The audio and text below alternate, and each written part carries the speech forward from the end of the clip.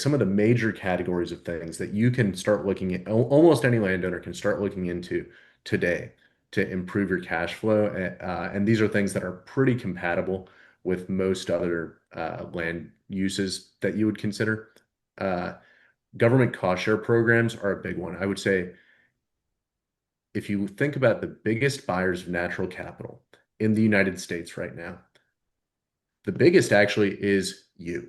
It's everybody on this call that is, taking a hit on their cash flows because they want to go hunt turkey in the woods with their grandkids, right? Or they want to like go ride around on ATV trails on their property, right?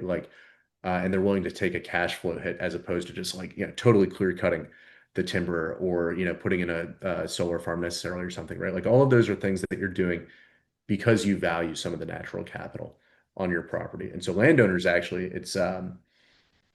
I actually haven't heard anybody else express it this way, but landowners, small landowners in particular, as a class, are the single biggest producers and consumers of natural capital in the United States. But the second biggest buyer of natural capital is actually the government, and the mechanism by which they pay for a lot of these natural capital outcomes are these government cost share programs, which are mostly done through the USDA, Natural Resource Conservation Service. Like whenever you start dealing with the government, it becomes alphabet soup. But the EQIP and CSP are two of the key programs that I would recommend that every landowner check out. And there's a bunch of different practices under here, from like tree planting and like improving the water supply on your property and reducing erosion and like creating pollinator habitat.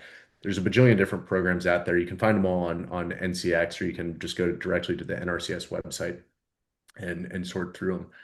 But they're all structured as cost share programs.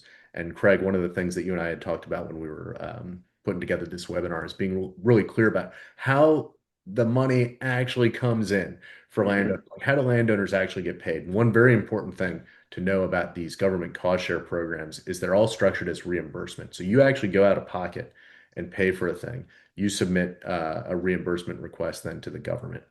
And one thing that like I've had to learn over the years working with the NRCS, they frame it as a 75% reimbursement, or you can get like a 90% reimbursement if you fit certain demographic categories.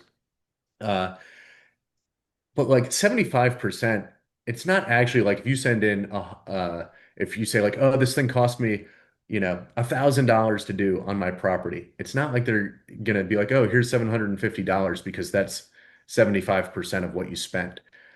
They actually just have a fixed rate of they have fixed prices for certain things. They'll be like pollinator habitat is like, $100 an acre, say. And they're like, well, we got that because we're like, oh, $100 is 75% of, I can't do math live anymore, 133 or whatever it is, right? Like the uh so actually it is possible for landowners to make money in some of these NRCS practices to actually be in the black on NRCS practices if you can execute those practices on your land for less than like their reimbursement rate on those properties, which like, it sort of varies year to year and those prices get set on an annual basis by local committees and stuff.